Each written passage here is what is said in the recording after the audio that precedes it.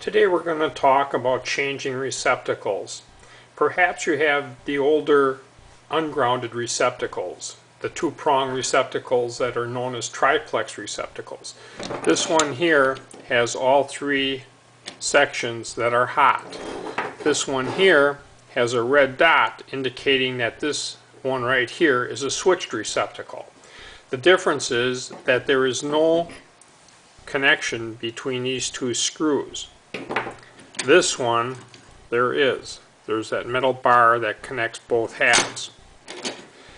If you wanted to change to the three-prong receptacles, you would check to make sure that you have a ground. And the way that you check for a ground would be to use a tester like this, and the smaller slot should be the hot conductor. So you would test to make sure that you have power at this receptacle, and if you do have power between the smaller hot slot and the plate screw, you should get a reading indicating that it is grounded. And by that I mean, and I'll demonstrate that here on one that is grounded.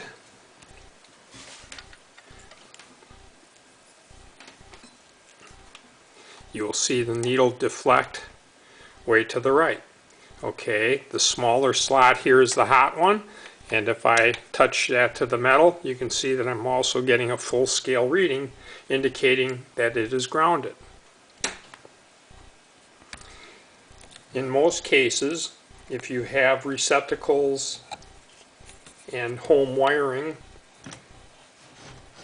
that was done with what is known as BX cable, it's an armored cable, type AC cable, armor clad.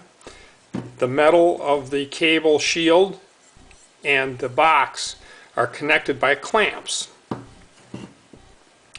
And that makes the ground continuous from outlet to outlet all the way back to the breaker box or fuse box.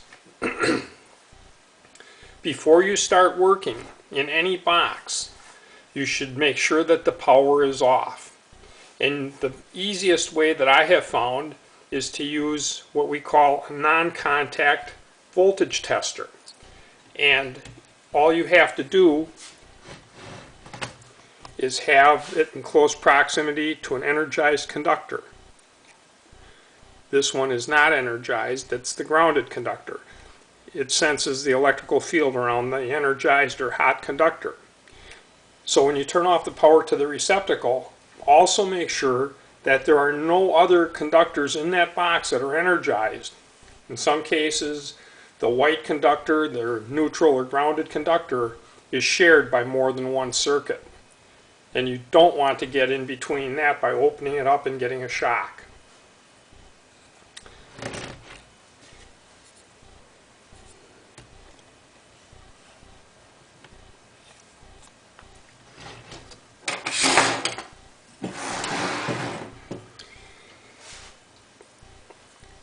There are generally two grades of receptacles. This one is referred to as residential grade or resi grade, and I have part of it cut away. As you see on the back here, there are little slots to release any wire that would be put in here to be connected to the receptacle. Never use these back wire terminals. It's a little spring clip that you push the wire in, and this little clip holds it in place. It makes very poor contact. So always use the screw terminals if you use these inexpensive receptacles. Generally they're 50 cents or less each.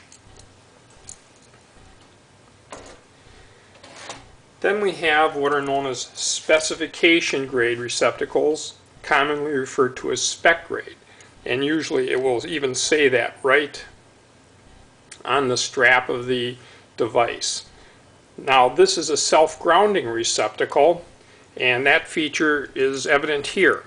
This strap firmly connects this screw to the receptacle so that when it screws to the box, this strap and the third prong are grounded to the metal of the box. The other end of the device just has a little plastic tab that keeps the screw captive.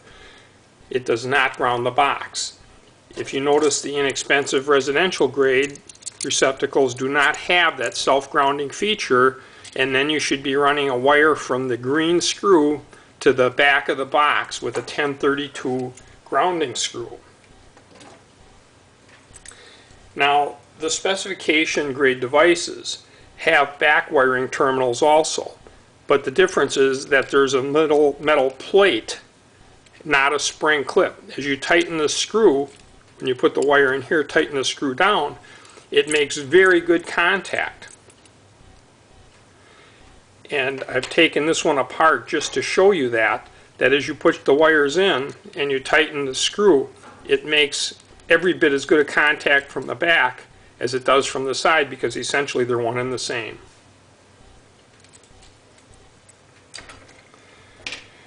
This happens to be a 20 amp configuration receptacle. The difference is the horizontal slot on the neutral. So it will accept the 20 amp 120 volt plug, or it will be backwardly compatible with the 15 amp. When you get to the 20 amp receptacles, you will notice that there is no push-in feature for the spring clip device. They are not permitted. When you wire receptacles, if you don't use specification grade receptacles, and even if you do, it's still advisable to pigtail the device. And what I mean by pigtail is one wire comes in, one wire goes out, one wire goes to the device. If the device fails, only that device fails. If you use the receptacle as a splicing mechanism, if the device fails, the rest of the circuit is affected.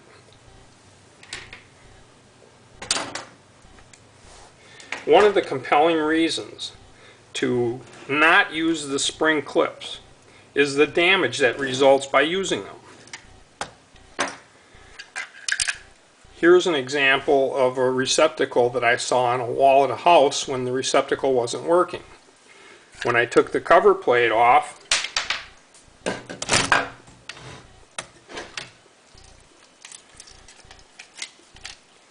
this is what was behind it. And if you take this cover plate off, this is what was behind that. And some of the connections are obvious that they use the back wiring terminals. Don't do it. Here's another example. And this wasn't on the hot wire side, this was on the white wire side. And you can see that that is totally gone. The owner told me it was glowing red when he discovered it. And here's yet another ugly example of that. In this particular case, the wire was under the screw, but it was not tightened down properly.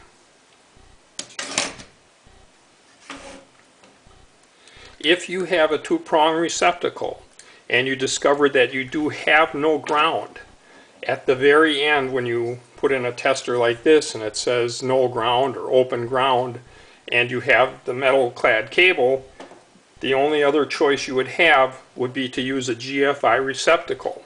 GFI receptacles are permitted on ungrounded wiring systems. The GFI has a test and reset button.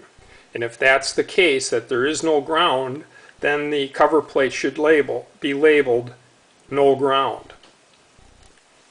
GFI outlets will be covered in deeper ways when we get to the GFI receptacles and how they can and cannot be used.